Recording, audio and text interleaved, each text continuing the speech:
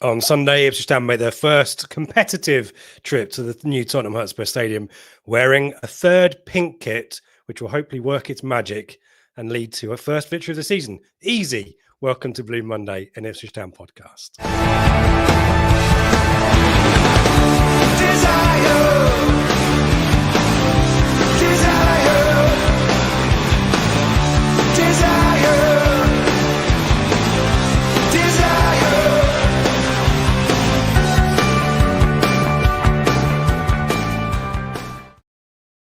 Do not adjust your set if you're watching on YouTube.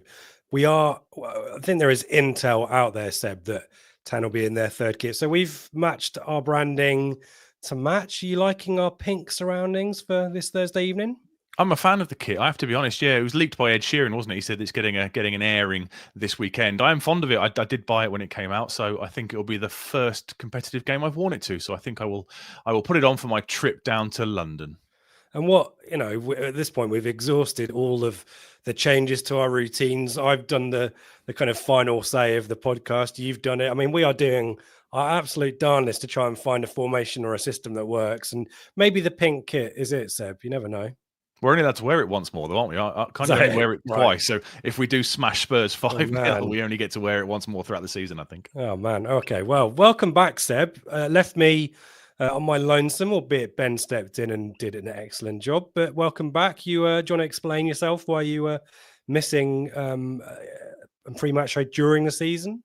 I'm very sorry. Yeah, I selfishly did book a holiday during the football season. I was away in New York last week. Great trip, thank you very much. And I actually saw 4 different town kits when I was there. I saw one for sale in a sports shop just off Times Square, the current season home kit for $100 plus tax. Bargain. Which seemed a little bit steep. And then I saw a town fan down on Wall Street wearing the white pinstripe third kit from last year. Nice. I saw a couple more of the blue shirts, one down by the Statue of Liberty and one, I can't remember where it was, Central Park or something. So yeah, we are massive and all over the world. None of them was Sully, though, unfortunately.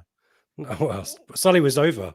Sully, unlike you, Sully was at the game last week, so good luck to him. But yeah, thank you for joining it. If you're there in the chat, let us know that you're there. We'll dip in and out all evening. Evening to Streaky, evening to Michael Ashley, Neil. We're not going to talk. Well, I said we're not going to talk about referees. I have identified who Sunday's referee is, so we will talk about them. Neil's got the pink top as well. Paul enjoying the pink. And evening to Jem as well. So we'll dip in and out of the chat, but do say hello. Do give us your thoughts. If you're a Spurs fan, you're very welcome as well. Give us your insights, your intel. Be respectful, and we will be respectful back. And if we go wrong, try and correct us. But we are doing our very best. But we'll do our usual intel, our knowledge share on Tottenham ahead of the game on Sunday.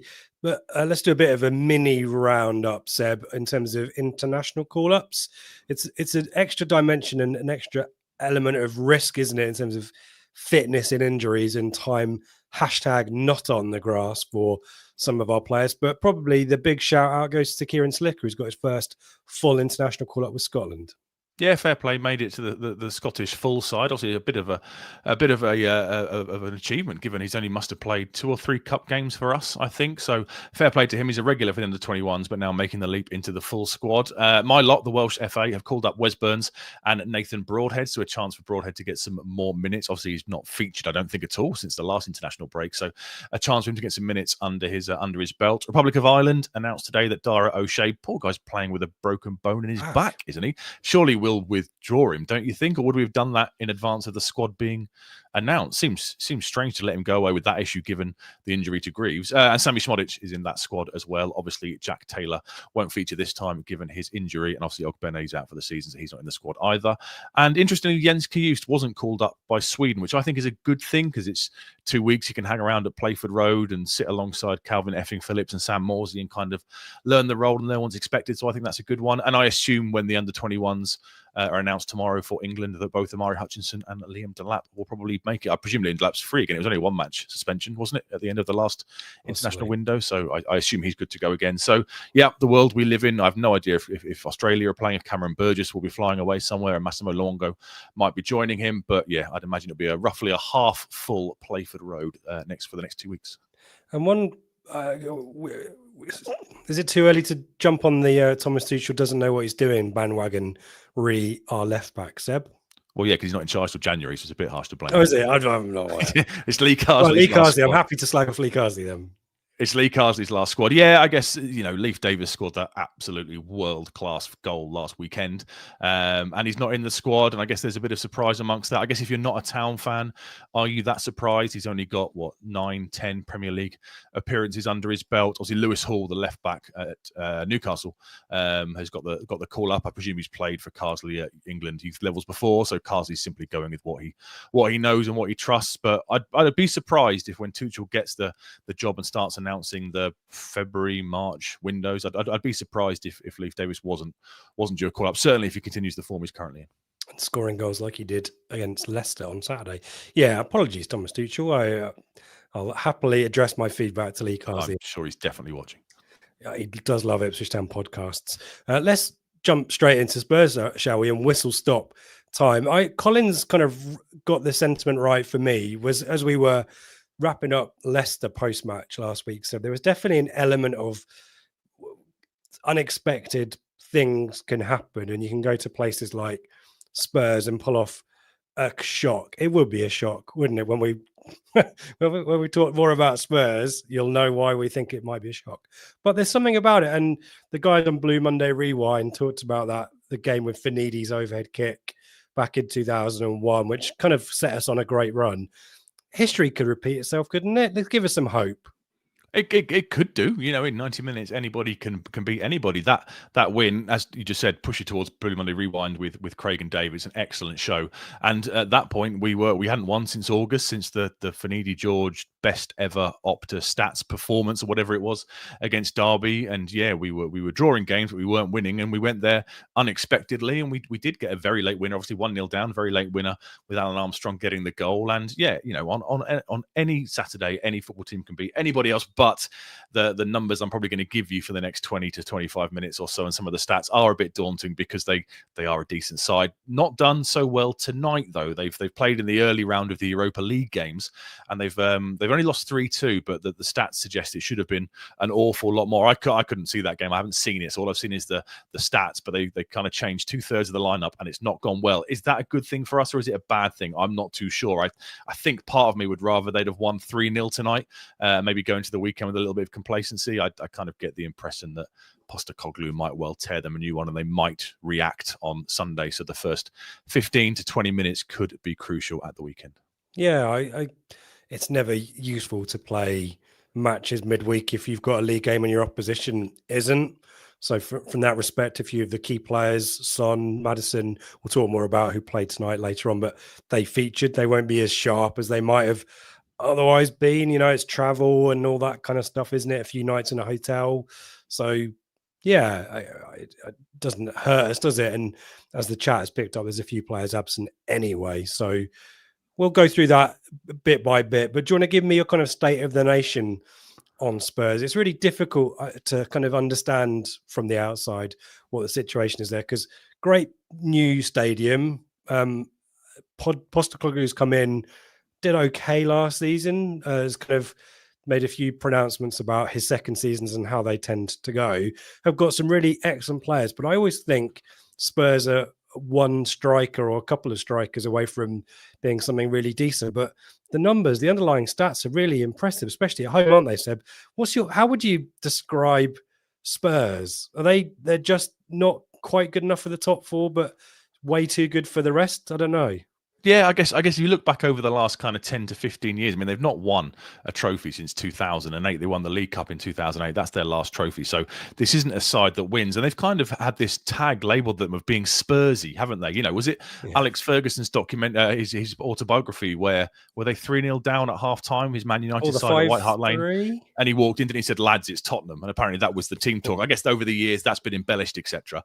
And they win 5-3. And, this Spursy tag will remain with them whilst they don't win things. They seem to have this habit of self-imploding and bottling it sometimes, for want of a better phrase. They are always capable of throwing in a bit of a shocker result. And I guess that's what gives us hope, because we'll discuss how they're doing. I think they've had a pretty solid start to the season. I think they've tonight aside, they done well. They won their first 3 games in the Europa League. They are the bookies' favourites for the Europa League as well. So clearly the bookies are thinking that they are capable of delivering a trophy this year. They beat Man City last week in the League Cup, albeit it was a bit of a weakened side from Man City. Not at the end of the game, but at the start of the game. So they're capable of doing this kind of stuff. We remember the Champions League run in 2019 where they beat, what was it, last minute against Ajax 3-2. And they turn up on big occasions. But then in the final, they just didn't turn up at all. And remember the year they were hunting Leicester down for the Premier League, and most people kind of thought Leicester will probably fade here, and Harry Kane and Song and that partnership will see Spurs over the line. And again,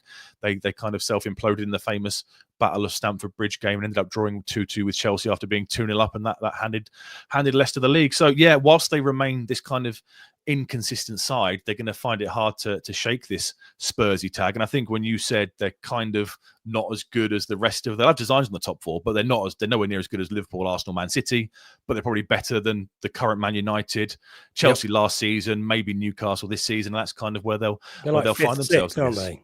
Yeah, very much so. Probably looking to push on to 4th. I mean, I think they did well last season, given the last couple of years. But they'll kind of have designs on 4th spot. And if the Premier League gets the 5th Champions League spot next year with the coefficients, they might well find themselves across the line. But even if you look at last season, they did end up bottling the Champions League. Let's be honest. And they need to shake off this inconsistency to get rid of that tag, because it's becoming a bit of a stick for other rivals and other teams to beat them with, isn't it?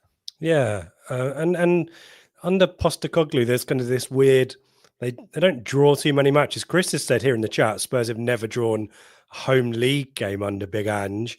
Need someone to verify that. But they've not drawn pretty much any game. Have they drawn any games at all this season? One game. One game, yeah. It's kind of S or bust, isn't it, for Spurs at the moment this season? Do you want to talk us through the state of play in the league? Yes, they're currently sat 7th in the league on 16 points. They're only 2 points off the Champions League spot, so probably where they'd expect to be about now. Played 10, won 5, drawn 1 game, lost 4. Scored 22 goals. They are the top scorers in the league. Conceded 11, so they do concede goals.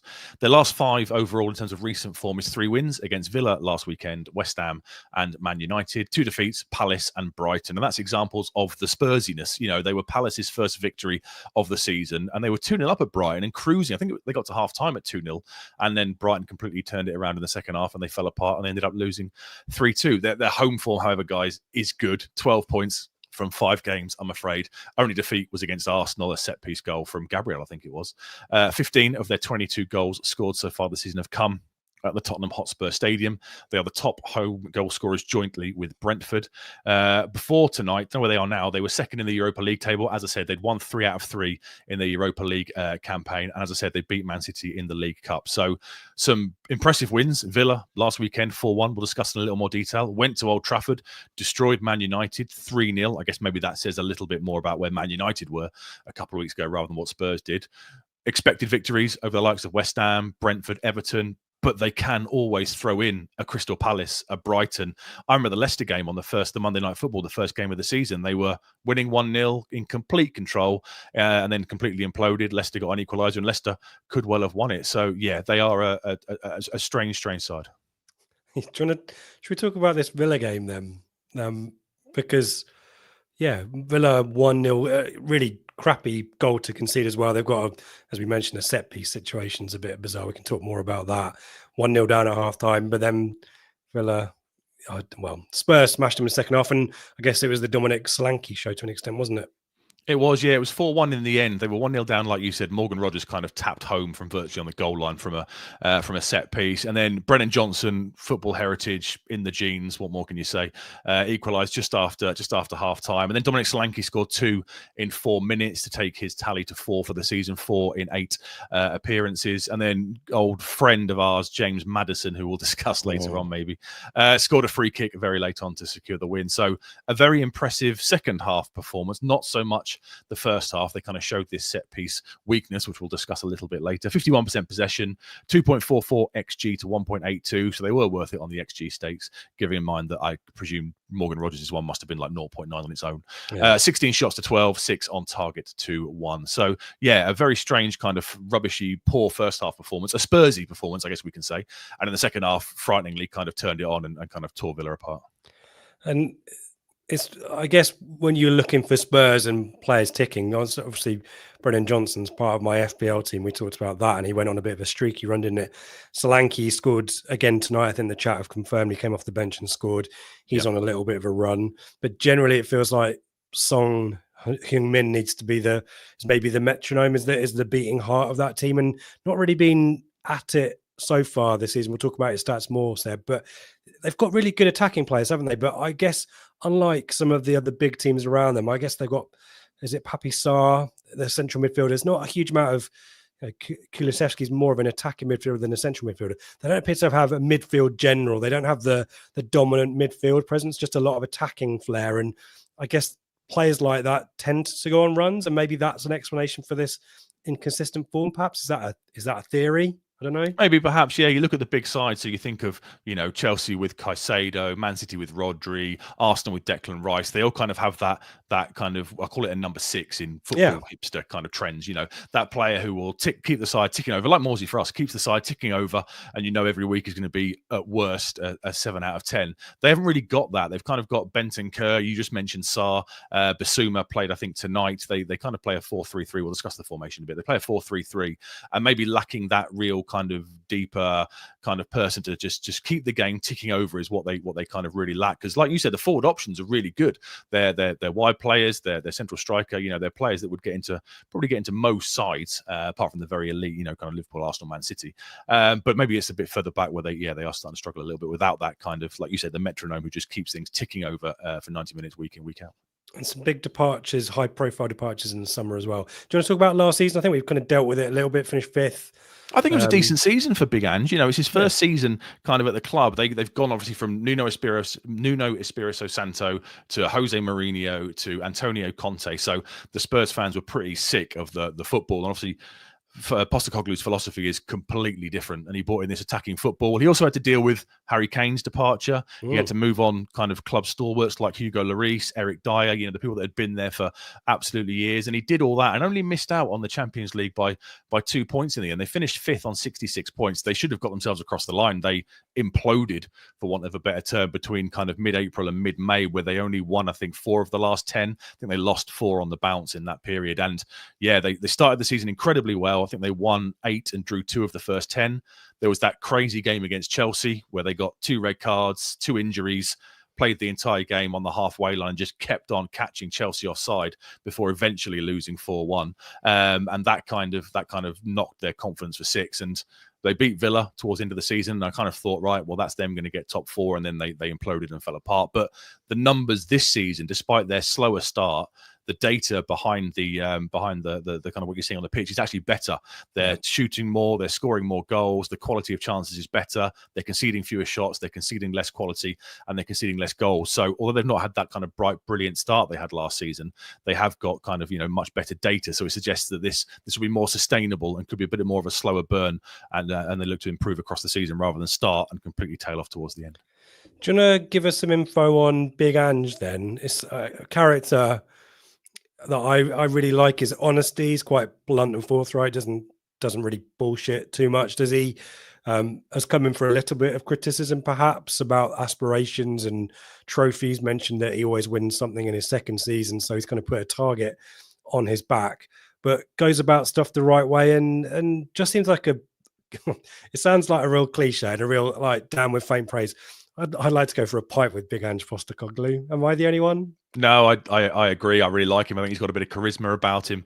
I think he comes across really well in interviews. Was it early last season when they said, "What tactics are you employing?" And he said, "I just copy Pep. Whatever Pep does, mate." Yeah, I think he's great. I really like him. You said there that there is a small kind of minority of fans who've shown their kind of displeasure a little bit, especially after the Brighton and the Palace games. But I think that the vast majority of kind of the fan base is behind him. He plays the kind of football that Spurs want to see. They had these 2-3 years of, awful football under Mourinho, under Conte, and they don't want that. Spurs have an identity the way they want to play. You think of great Spurs players in the past, the likes of Glenn Hoddle, etc. They have a certain style they expect the team to play to, and he's kind of brought that into the club. He came from Celtic. He won a couple of Scottish leagues there, a couple of league titles, 2 Scottish League Cups, and a Scottish Cup there. He's managed 48 games for Spurs, won 25, drawn 7, lost 16, 1.71 points per game, which gets you about 65, 66 points across the season, which is basically kind of 6th, 4th, 5th, depending on the quality of the league. He's best known for his time kind of out in the Far East leagues. You know, he managed Australia, won the Asian Cup with them, Australian youth levels, managed South Melbourne, Brisbane Roar, Melbourne Victory, Yokohama F Marinos. He's won a few things. He's won a couple of league championships in Australia. As I said, won the Asian Cup with Australia, and he won the J League with Yokohama. So I think he's a good fit. I think he comes across really well. I'm a big fan of his, and I think he's probably delivering the kind of football they want. All I thought was strange was when they lost to Arsenal a few weeks ago, they lost 1-0 to a set-piece goal from Gabriel. And he had that weird thing afterwards where I don't know if it was the emotion straight after the game or if the reporter caught him cold, but he gave that weird thing about always winning a trophy in his second season. So I've got the exact quote here. Usually in my second season, I win things. I'll correct myself. I don't usually win things. I always win things in my second year. Nothing's changed. I've said it now. I don't say things unless I believe them. I just think that's a bit of pressure to put on yourself for a club that, you know, traditionally does get to finals, League Cup finals, semi-finals, Champions League final, and does end up falling short of the last hurdle. I thought it was a strange thing to say. I guess it's straight after a game, you know, emotions probably high after losing to your local rivals. I just thought it was a strange thing to say and put unnecessary pressure on yourself, I would say. I wonder whether there's a little bit of self-preservation there because, you know, he's probably disappointed, as you say, the emotions running high, but it's good to remind people that he was a winner before he came to Spurs, and the idea that it's him that is stopping them from progressing or, you know, being successful is a little bit disingenuous when Spurs haven't had a huge amount of success, at least in a trophy sense. Well, for a long old time, really, have they? I tend to think of them as an FA Cup team rather than anything else. So maybe it's a little bit of a reminder that, you know, I'm still good, and you know, we're a good fit, or, you know, I have aspirations maybe beyond what Spurs are possible. You know, I think it's possible. It could be anything, couldn't it? It just could be emotion, as you say. History wise, obviously we've got I was about to say J League winners. You'll never sing that. So I've just said it instead. We've got a pretty decent record away at Spurs in the Premier League era, haven't we? We've mentioned the Finidi overhead kick at the start of the show. There's a Frank Yallop worldie as well in the mix too from the early 90s. The guys on Blue Monday Rewind did a really excellent job talking back through those.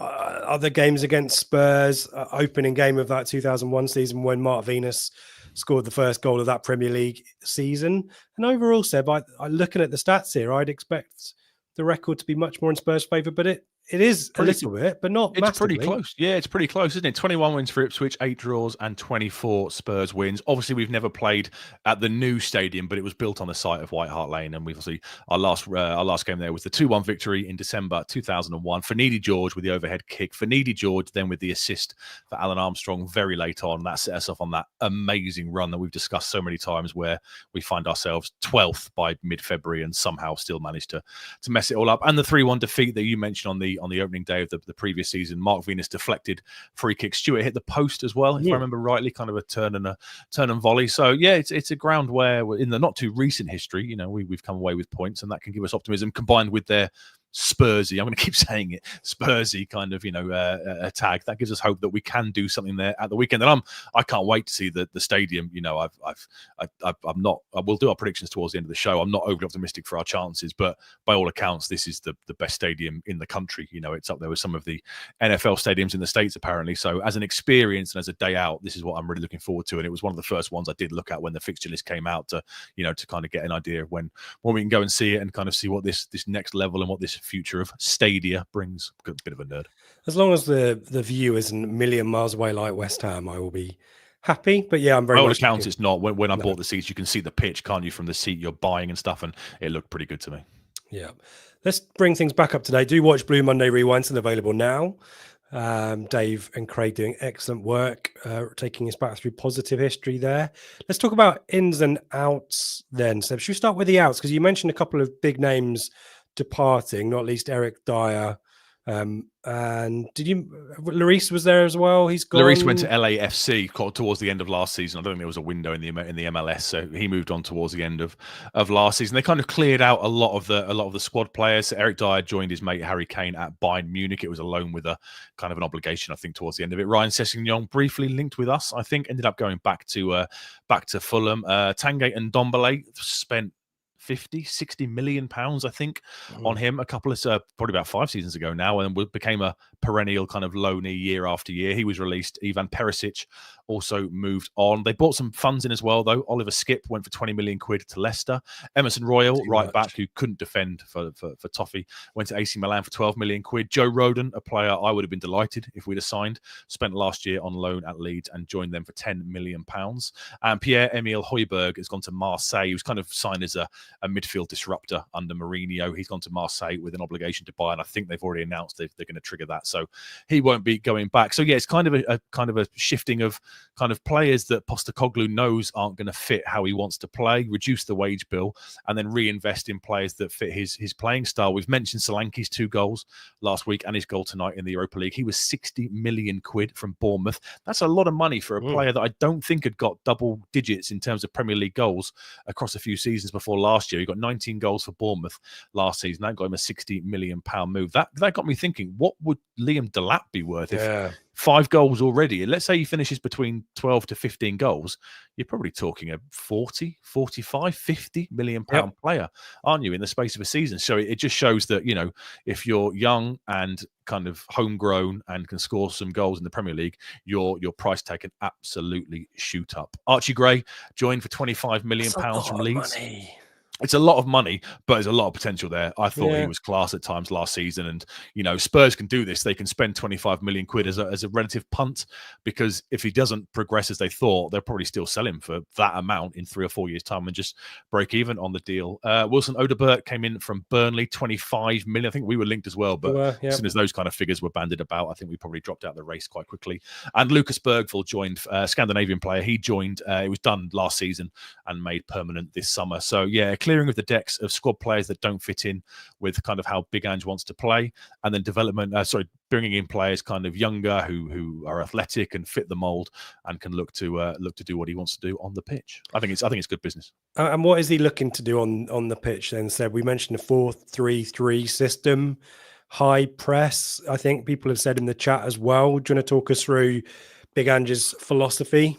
Yeah, so it's not a 4-2-3-1. It's more of a 4-3-3. They do have an attacking central midfielder, so I'll bring up my Monday Night Football tactics. There you go. Thanks for doing that for me. So I'll show you. These were the average player positions. Apologies for those of you listening on podcast for the next 30 seconds. These were the average player positions against Villa last weekend. So this is where the, as you can see, it's kind of a very high line. That's a very common thing for Spurs. In the if I then do my usual kind of jiggery pokery, this is where they took the most touches. So the defense drops back. So Dragusin here, the centre-back, he drops back and provides that kind of safety net. And as you'll see there, Cristiano Romero pushes up into midfield to act as an extra kind of body in the centre of the pitch. The fullbacks play really high. Pedro Porro and Destiny Udogie. Between them, they average something ridiculous, like 130 to 140 touches per match. They push up and basically become 2 out-and-out wingers. The 3 midfielders, Kulusevski, the attacking one, pushes up alongside Solanke to almost form kind of a front 2. So I know I said it was a 4-3-3, but I guess you could argue it's a 4-2-3-1. Bentancur and Sarr kind of sit and look to dominate the centre of the pitch, with Romero, the centre-back, stepping up to make an extra body in there. And then the strikers and the wide players. Song, we know, likes to come wide, pick up the ball, cutting onto his right foot and get shots off. Brennan Johnson is in excellent form. He'll stay slightly wider, but he'll look to arrive kind of at the back post for crosses from Udogie and pullbacks. And Solanke's kind of the focal point. He's the one that will kind of, look to hold the ball up, get involved and be that kind of poacher in the 6-yard area, looking to kind of get on the end of things. So, yeah, that's this week's Monday Night Football kind of tactics rip-off. And that's probably what they'll do against us. When they have Mickey van der Ven, I think he's officially the quickest player in the Premier League. That line will be even higher. And Van der Ven is their insurance policy. Think of Kyle Walker in international tournaments where everyone goes forward at set pieces. Kyle Walker stays behind because they know his pace can just take on anybody.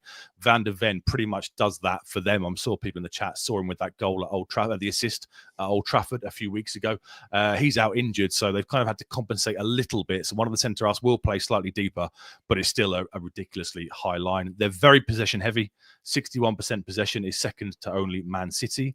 They're high pressing. They are top for possession 1 in the final third of the pitch. They are second to only Man City for touches in the opposition box per game. But all this attacking intent does come at a bit of a consequence. They've only kept 2 clean sheets so far this season, so they can be got at. And if you look at those graphics there, you and Ben discussed last week how you thought Leicester set up as a kind of a counter-attacking side, congest the middle of the pitch, hit sides down the flanks. Spurs very much do that as well. They've scored 5 goals from counter-attacks this season, which is the highest in the division, with the searing pace of the likes of Destiny Udogie, Song, Brennan Johnson. That's where they will look to hit people. The old 1-5-4 formation working a treat for Big Ange there. And yeah, we'll talk about how Kieran McKenna might approach things in a little bit. We've mentioned some of the key players already, particularly the front line. Seb, do you want to give us some stats for the likes of Son and Johnson? Yeah, so Song's captain, 3 goals and 3 assists so far this season. Bit of a club legend, 123 goals in 310 appearances. Got to move to a bigger club if he'd wanted it. You reckon? I think so. There were times, yeah. I mean, he was incredibly consistent. Had that brilliant telepathic understanding with Harry Kane, didn't he? For so many years, the two of them would just find each other. He made his comeback from injury, I think, last weekend against Villa. Was subbed quite early on, 55 minutes. Looked pretty shocked at the decision. Started tonight, and as far as I'm aware, I think he got subbed at half-time along with Brennan Johnson, which suggests they'll be the 2 wide players at the weekend. Brennan Johnson, I've already discussed. He got a lot of criticism after that North London derby defeat, deleted all his social media, and then just decided to become brilliant. He scored in 7 consecutive goals for club and 7 consecutive games for club and country, 4 league goals in 10 appearances. Football heritage, David Johnson's son, it's in the genes, yada, yada, yada. Dominic Solanke now has 4 goals in the league for the season, 1 assist in 8 appearances. Started on the bench tonight, but came off, so will probably be the focal point at the weekend. I really like Dejan Kulusevski. He's they bought him on, I think they got him on loan from Juventus a couple of years ago. It was an 18-month loan with an obligation. And at the time then, he was kind of a wide player. He joined as a wide right kind of attacking option, but he's kind of been transitioned into the attacking option in the midfield 3. I think he's a very classy player. Swedish international, 2 goals, 2 assists in 10 appearances so far this season. His natural kind of, he will drift right because that's kind of what he knows from his playing career, but I'd expect him to be the attacking option of the midfield 3. If it's not him, it's going to be our old friend James Maddison, who was benched against Villa, but Postecoglou in the pre-match did say, we'll definitely see him, don't worry about that. And he came off and scored a free kick. 3 goals, 3 assists so far this season. Did start tonight. That's why I'm guessing that Kulusevski will be the one to start at the weekend.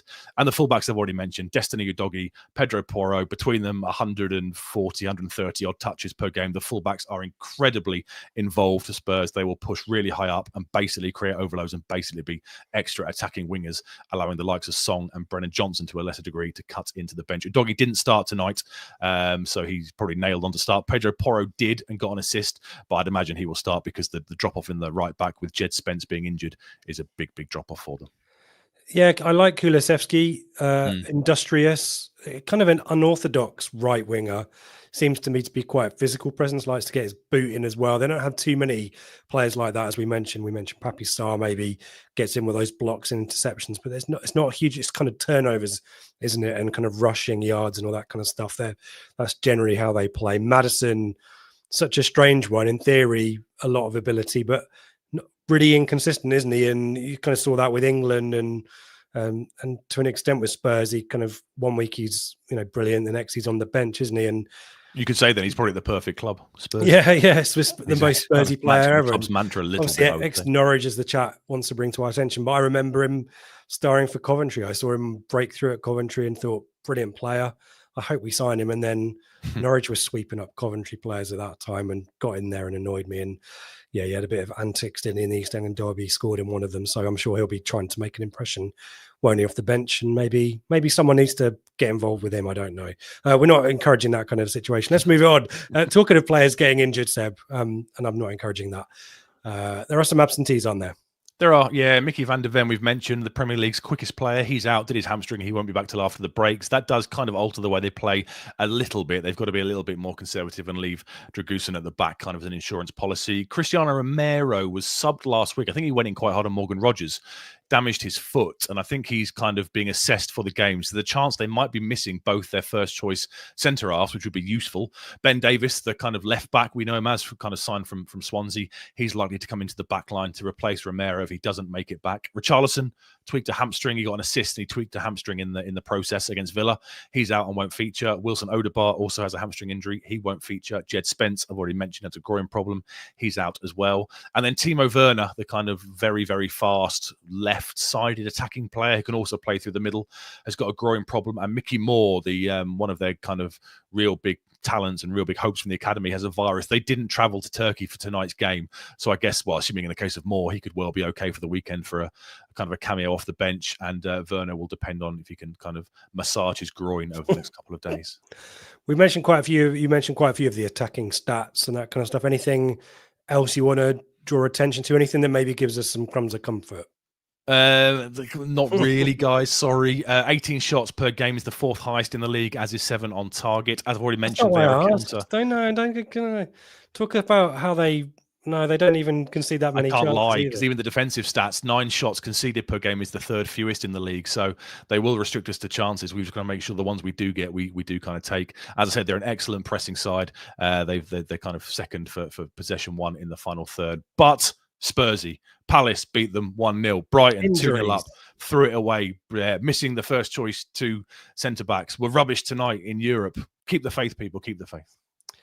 And if there's one route to goal that might work in our favour, Seb, it is... Yeah, my insight this week is attacking set pieces. Make sure you practice them on the training ground this week for Cameron Burgess and Dara O'Shea, because 6 Big Ange took over. Spurs have conceded 18 goals from set pieces, and only Forest, of the current Premier League sides, I think Sheffield United and Burnley conceded more, but of the current Premier League sides, only Forest have conceded more. And 50% of their goals against at the Tottenham Hotspur Stadium have come from set pieces. Only 2, albeit, but it's still 50%, which sounds way, way better. So yeah, we can hopefully get a real chance from a set piece, because they are crap at defending them. And I'm sure he's been asked in the past about it, and I think he said stuff like, "I don't really care." It was a very flippant. Yeah, brilliant. It was a very flippant kind of response to the reporter that asked him. So yeah, they can be got out from defensive set pieces. So yeah, big Cameron Burgess, do your thing. First goal scorer when the fun stops. Stop. We're going to have to talk about the referee. Darren England is the man in the middle. He's refereed 5 town away matches in his past, of which we've won 40%. I'm not sure how the numbers work out there, but last time out was our win at Watford just before Christmas. So we've got set pieces. We've got a referee who was in charge for one of our away victories last season. There's always a chance, folks. So we'll talk more about how Kieran McKenna might approach things against one of his former clubs, of course, after we hear from our friends at Atwells. Blue Monday is proudly brought to you in partnership with our friends at Atwells Solicitors, your ideal legal partner for work on property or business law.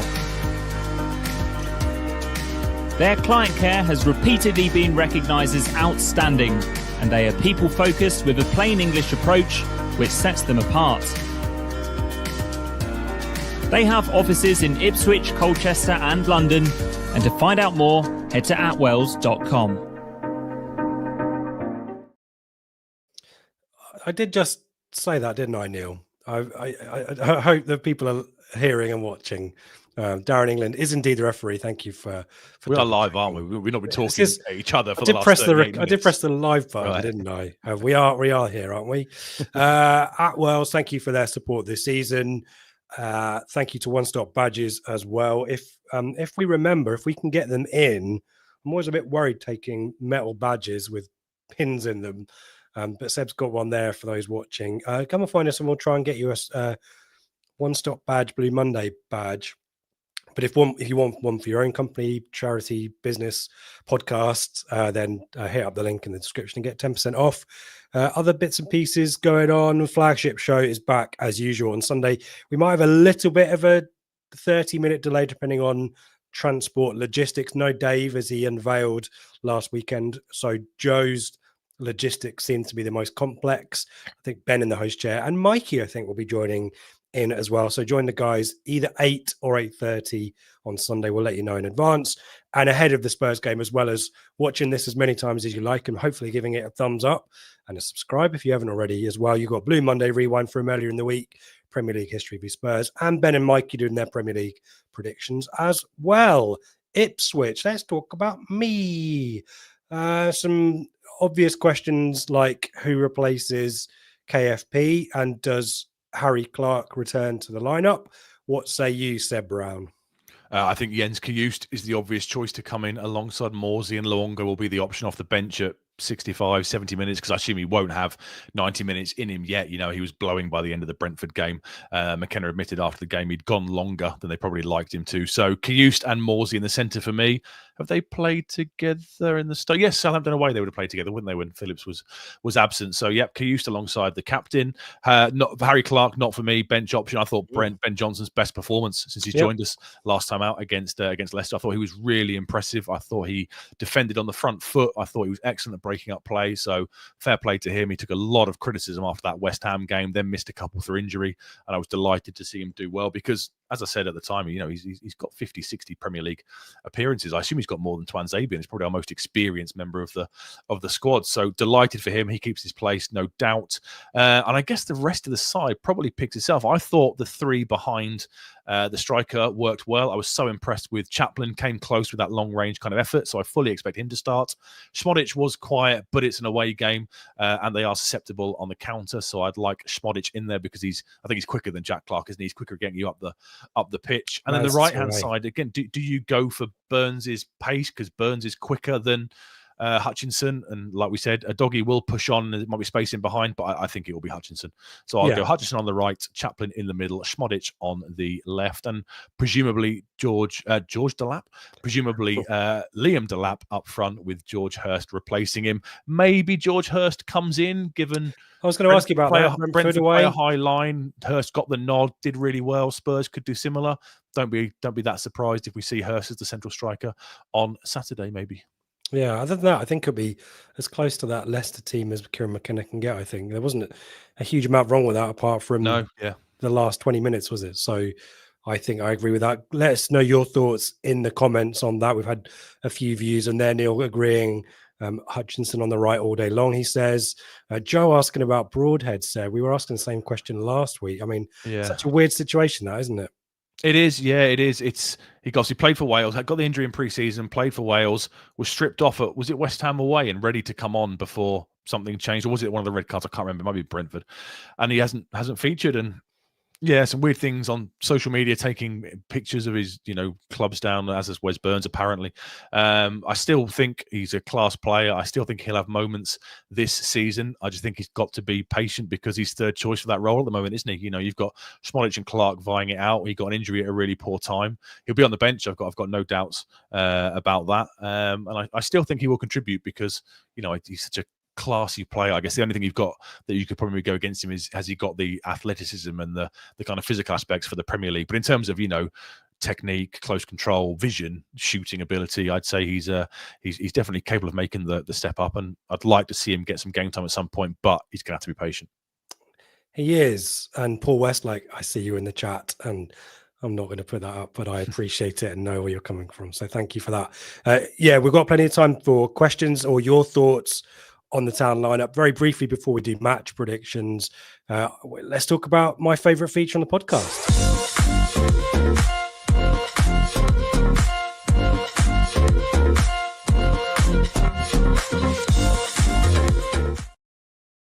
And it appears all that needs to happen for me to be successful for the remainder of our FPL campaign, Seb, is for you to go away to New York, because it's the only rhyme or reason behind it. I still won in FPL terms. You just get double points for Leif Davis because of the ITFC bonus kind of features. Yeah, that's the game, isn't it? That's the game. Okay. Well done, little buddy. Great week. Thanks, man. Thanks. So head to head, we're all square. How shit must you be, etc. And then you've got... I've still got that healthy kind of 32-point gig. Yeah. Okay. Yeah. So a good week, thanks to Leif Davis. We'll ignore the other points and wasted wild card and all that kind of stuff.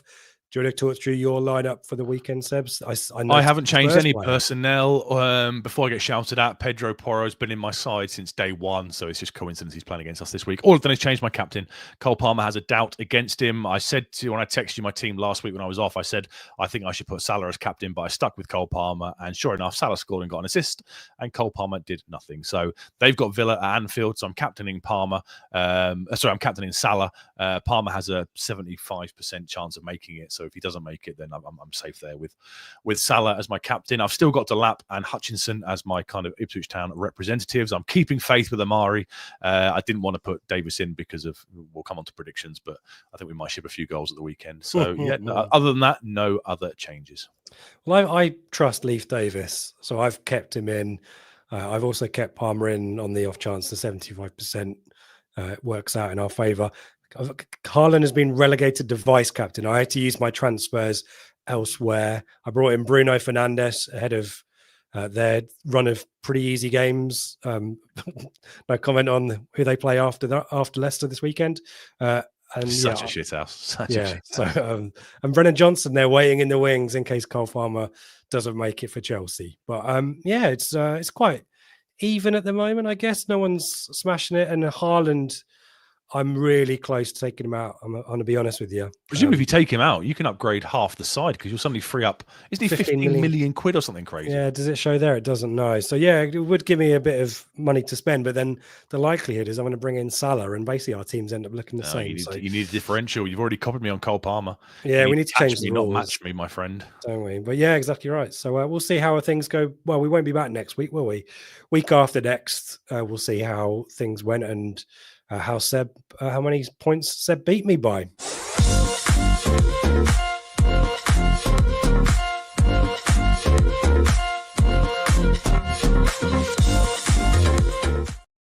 Get your predictions in. We will go to as many of those as we can before we say goodbye. If you've got any questions for Seb, or if you've got any lineup suggestions as well, let us know your thoughts. But let's start with score predictions from you, Seb. You've alluded to it already. You're not massively confident, are you? I'm not, no. I think when the fixture list comes out, you'll look at sides like Leicester last weekend, like Everton a couple of weeks ago. You will look at kind of sides where you'll think, right, that's a chance to pick up some points. And I know I've said they are Spursy, they are capable of throwing in these crap performances, but I'm sorry, guys, I can't see it. I think it will be high scoring. They score a lot of goals at home. So I'm going for a 4-2 Spurs victory with one of our goals coming from a set piece because they're rubbish at them. Sorry, everyone. I know I've been the kind of the positive noise when it comes to predictions for the last 2 years. But this for me is just it's a free hit. If you get a draw on the day, happy days. It's an unexpected point you've picked up. They finished 5th last season. So if you kind of use fag packet maths, this is probably our 7th or 8th hardest game of the season, away at a European club. And I'm looking forward to the experience, looking forward to the ground, looking forward to seeing people. But on the pitch, I think it's going to be a tough afternoon personally. So 4-2, sorry, everyone. Yeah, I'm gonna go for I was going to go for another 3-1, but I'll rein it in a little bit. 3-1, I think. It's just the pace of that attack. I think it's relentless. As you say, I think they can be got at, but we need to really take our chances and convert. So I just think it's just going to be a pretty daunting afternoon. And, I guess it sounds really bad, but we should be getting used to and familiar with these kind of games by now. We've had a City away. We've done a West Ham, haven't we? Brentford to a lesser extent, even though we were in those games. Hopefully that collective learning is improving. We shouldn't be daunted by these kinds of matches. Of course, the opposition being who they are and the breadth, the quality they've got are always likely to, be favourites in this one. But who knows what's possible? A really bad trip back from Turkey, to get out the wrong side of bed on Sunday, something Finidi George. Didn't they get poisoned by lasagnas about 15 years ago? Don't talk about lasagna gate. I know I worked with a Spurs fan for a few years, and that's all he talked about. They lost the Champions League on the last day to Arsenal on the Champions League spot, didn't they? And they were poisoned by... At Brown SO8, if you want to talk to Seb about lasagna, Spurs fans, I didn't bring it up. Let's see what the chat has to say, though. There is some positivity there, Seb, quite rightly. You guys can fetter your discretion as much as you want in your predictions. Paul Westlake's going for a 2-1. He's shown some working with Amari opening his account, he says. Horse Holler has done likewise. Another 2-1. Burgess and Chaplin, the League One boys, doing the job. Neil's going for a 2-1. We've got 3 2-1s in a row. He's going for an O'Shea first goal. Jem going for a 2-3 to Ipswich. Says Spursy 2, Ipswich 3. Love that. Paul and Moore in kind of our way of thinking. 4-1 Spurs, he says, but then beat Man United in a fortnight. Who knows? Stranger things. Colin going for a 2-3. Rob going for a 3-0. Sorry to say. Greg going for a 2-all. So we've got a good range of positivity there. Greg splitting the difference. I think the only draw that we've had predicted. But yeah, I guess we'll find out on Sunday, won't we? We'll talk more about it on the Flagship show as well. A few comments to bring to you as well. DS, Spurs are like a stress test.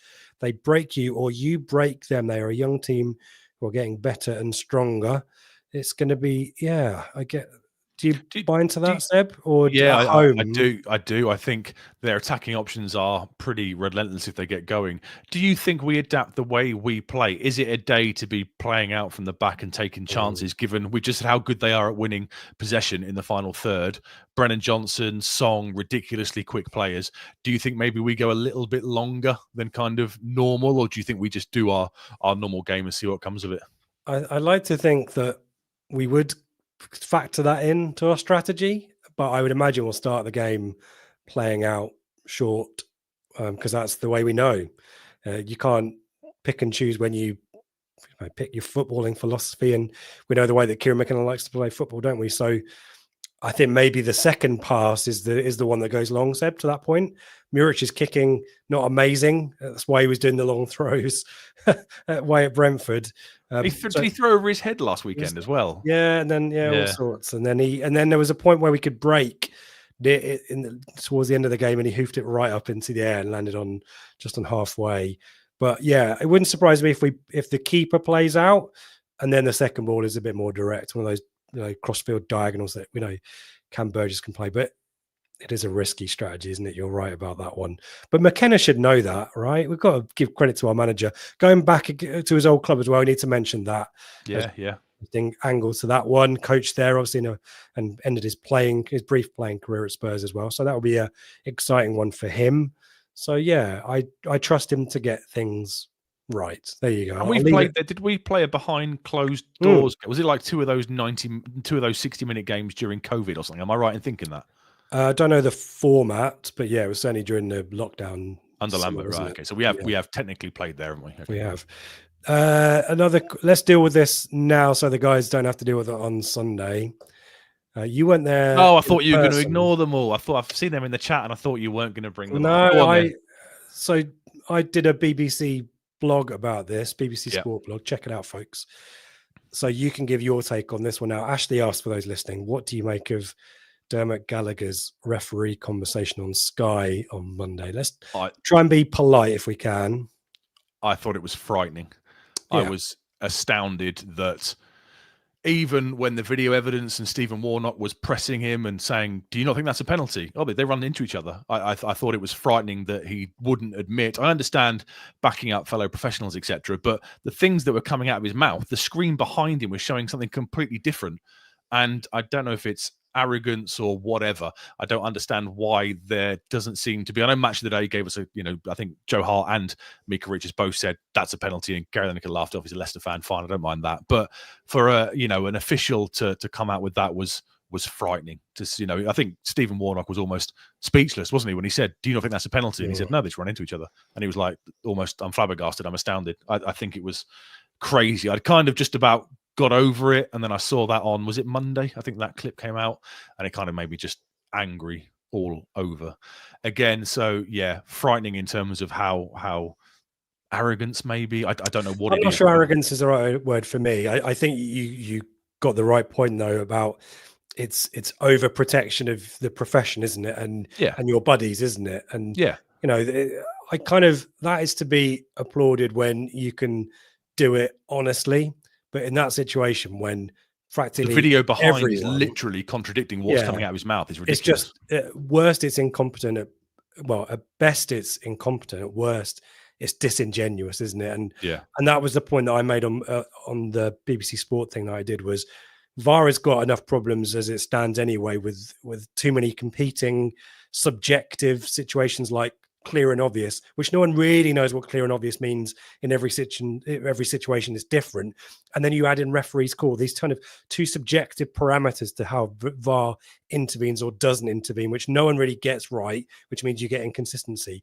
And what we need for the good of the game is those who are connected to it and those who are former referees who should be able to speak very honestly about it, should just be transparent about it and put their hands up and say, it's not working. But you're trying to make excuses for it.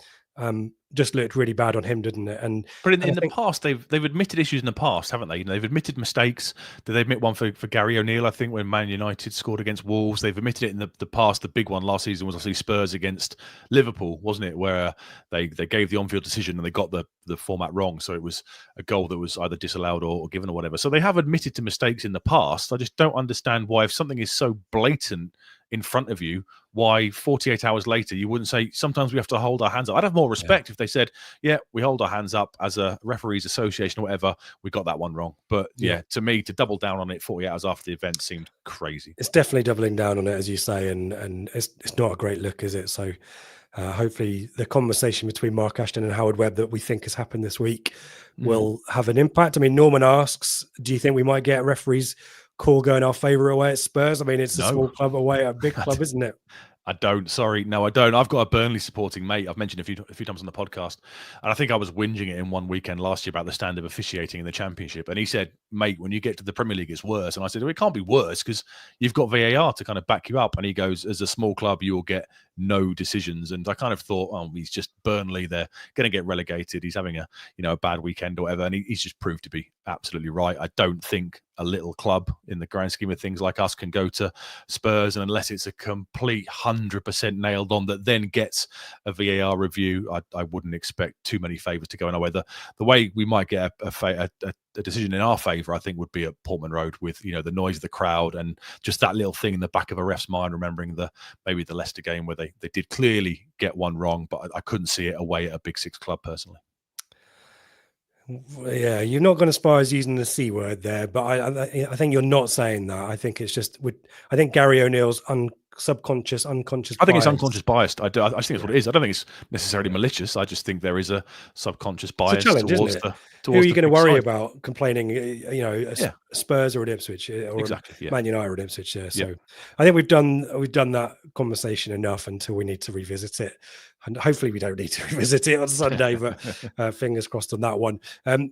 Get your predictions in before we say goodbye. We'll do a couple more minutes. Worth shouting out a couple of bits and pieces. ITFC women on the road to Cheltenham at the weekend, looking to kickstart their league campaign again. They're still unbeaten.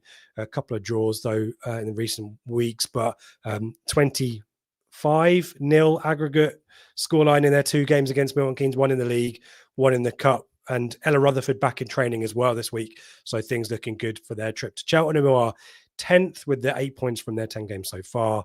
Hashtag in the cup on the day we play Man United is a bit crap. I agree with you on that assessment, Seb, but it is what it is. And I'm sure Joe and the girls will approach that in the right way. And also shout out to Brett Vale. We talked about at Wales a one-stop badges. Brett Vale supporting our FPL feature as well this season. I forgot to mention them just down the way down the A12 in Constable Country. So it's still about 14 degrees. So get out and play some golf and tell Brett Vale we sent you. Flagship show back Sunday. Ben, Mikey, Joe. I think I've got that right. And if you aren't able to make the game in person, join our Telegram group. The chat will be going. Matchday chat will open tomorrow evening and it will go all the way through to Sunday. But plenty of other stuff going on Telegram as well. Please give us a like, a thumbs up. We really appreciate those. Makes all the difference for us. And subscribe if you haven't already. You get 2 to 3 Blue Monday shows a week, sometimes 4. I think we've got a few bits lined up for the international break as well, a few specials. So yeah, plenty going on. And if you made it this far, thank you everyone for getting involved in the chat. Very active tonight. Thank you everyone for joining. And as always, thank you to Seb for his excellent research. I'm trying to figure out, Seb, who needs to sign off, but it's probably you. Is it me? It's you. Right. Well, you can do your bits and pieces and I'll put some comments up and you can tell me when you're ready for me to say my final bit. I'll just say thank you for everyone getting involved in the chat. Enjoy Saturday, our first time at this incredible, amazing stadium. I think quite a lot of the Blue Monday contingent heading down there. So if you see any of us, come and say hello. If we have badges, we will distribute them, but no promises because we have to get them into stadiums, etc. So maybe wait for the Man United game for that. But thank you for joining us. A week off next week. We will be back for the Man United preview in 2 weeks' time. And I will see as many of you as I can at the weekend. Take us out, please, my good friend. Thanks everyone for getting involved. Lovely comments here. Thank you. I want to put as many of these up before we go as possible. Look who here he is, the old Banner Brigader in house. Good to see you, Anthony. Thanks for joining us. So yeah, have you said Saturday a few too many times, Seb? Have I? Apologies. Yes, of course. I hope to see you all on Sunday at the Tottenham Hotspur Stadium. Thanks everyone for getting involved. Do get your pink shirts on. It'd be good to see some pink in the away end. And I may be wearing my happy birthday to Aro Muric as well on the day we're recording this as well. Hope he gets a clean sheet. Hope we get a win. Let's get some VAR decisions as well. Why not? Let's mix it up and let's see what happens and get some positivity ahead of the international break, and then Man United after it. Whatever happens, Blue Army, Pink Army, right behind the team. And as always, as we say on this show, come on, you Blues!